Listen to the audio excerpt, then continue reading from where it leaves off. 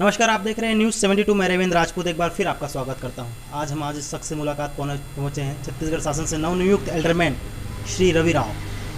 सबसे पहले तो बहुत बहुत शुभकामनाएं और आपको धन्यवाद कि हमने आपने हमें समय दिया। सर, पहले सवाल आपसे ये रहेगा, कैसा लग रहा है एल्डरमैन बन के?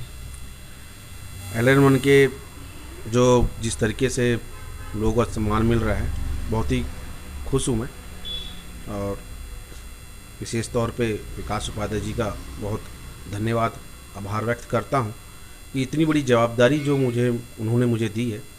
और मैं पूरा कोशिश करूँगा कि वो जिस उद्देश्य से मुझे एल्डरमैन नियुक्त किए हैं, उन उद्देश्यों को समाज सेवा करते हुए पूरा करके उनको दिखाने की कोशिश करेंगे। सितंबर माह में आपने एल्डरमैन पद ग्रहण किया, शपथ ग्रहण भी हो चुका है। इससे पूर्व कोई पदभार में थे आप? इसके पहले मैं 2000 से ही कांग्रेस पार्टी का कार्यकर्ता रहा हूँ। हाँ, उसके बाद फिर मैंने व्यापार प्रकोष्ठ के गुड़ियारी ब्लॉक अध्यक्ष बना। उसके बाद फिर मैं वार्ड उपाध्यक्ष था और उसके बाद फिर मैं वार्ड अध्यक्ष बना। वार्डों के विकास को लेते हुए सर, एल्डरमैन जी, ऐसा रहता है कि लोगों को काम देखना चाहिए, काम होना चाहिए। जनता यही चाहती है कि मेरे जनप्रतिनिधि मेरे काम को पूरा करके दें। तो आपको पहले अपना फोकस किस चीज़ में देंगे?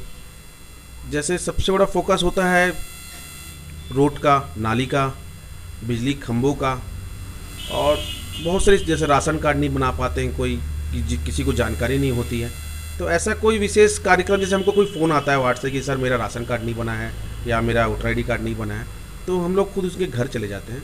उनसे जो भी उनकी जो लगती ज़रूरतें हैं उनको खुद लेते हैं और खुद बना के कोशिश ये करते हैं कि घर में पहुँचा दें। अगर वर्तमान में मैं कहूँ आपसे कि अभी को कोई लेटेस्ट ऐसा कार्य जो आपने किया हो तो उसका वर्णन? अभी मैं अभी नालियों में ज़्यादा ध्यान दे रहा हूँ। जैसे वार्डों की जितनी, मेरे वीर शिवाजी वार्ड जहाँ पे मैं निवास करता हूँ, वहाँ टोटल मैं नाली पे ध्यान दे रहा हूँ। एक्चुअली नालियाँ तो बनी हैं, नालियों को निचले स्तर में वो ढंग से कार्य नहीं हुआ है। गत 25 वर्षों से मेरे वार्ड में बीजेपी शासन के पार्षद रहे हैं और कार्यों में बहुत सारे पैसे आए, लेकिन कार्य को कोई विशेष ध्यान नहीं दिया गया है। और मेरे वार्ड में सबसे बड़ी समस्या सिर्फ नाली है। पहला काम उनको देख रहे हैं? पहले काम नाली और साफ़ सफाई का देख रहा हूँ। उसके जो बिजली खंभे, तारे जो गई हैं, वो सारे कामों को जितना हो सके उतना जल्द से जल्द। एल्डरमैन नीति सर क्या होती है?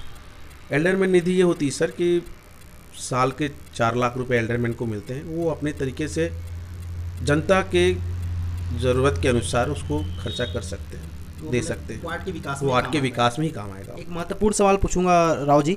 जैसे कि जनता जनार्दन सर्वोपरि होती है, उनको ये पता रहता है कि पार्षद मेरे वार्ड का है और एल्डरमैन काफ़ी वार्डों, 70 वार्डों को देखता है।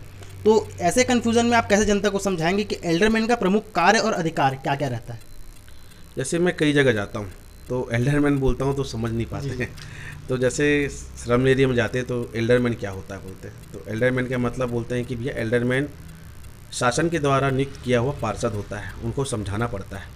अगर आपको पार्षद कहीं साइन नहीं कर रहा है या समय नहीं दे पा रहा है तो आप हमारे पास आ सकते हैं और हम लोग साइन करेंगे और आप जहाँ बोलेंगे वहाँ मदद करेंगे। ऐसा घर घर जाके बोलना पड़ता है उनको, हमको अधिकार में आपके रहता है? हमारे का अधिकार में रहता है। आपके 70 वार्डों में जितने भी आप अपना हस्तक्षेप कर सकते हैं? 70 वार्ड में कहीं भी मैं हस्तक्षेप कर सकता हूँ। सर, राजनीति में आना आपका कैसे हुआ था?